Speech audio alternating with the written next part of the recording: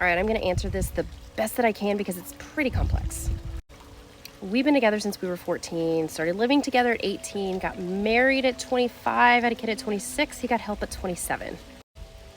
I knew there were red flags, I knew things were kind of weird, but you know, when you're in those college years, you're like, all right, everybody's going to experiment with stuff, people are going to have fun. He was always using a lot of stuff, drinking heavily, taking pills, smoking pot, but you know, that was our normal.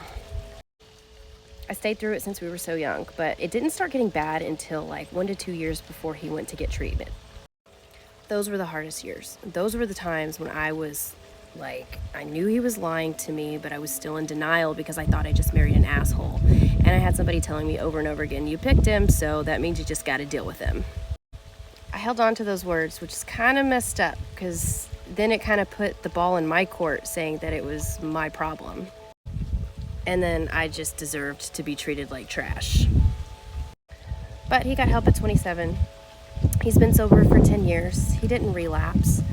I stuck with it because I gave him a shot after he decided, hey, I need help. So here we are. But things didn't start to hit me emotionally until 5 years after he had been sober.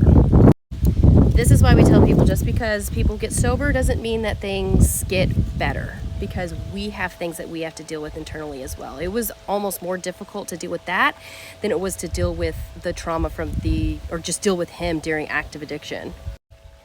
I think if we were older, I don't think that the story would be the same, if I'm being real. I was already starting to detach during that last year before he got sober because I was getting tired of the lies and the assholiness, and I was about ready to say peace out. So if we were older, I really don't think this story would be the same.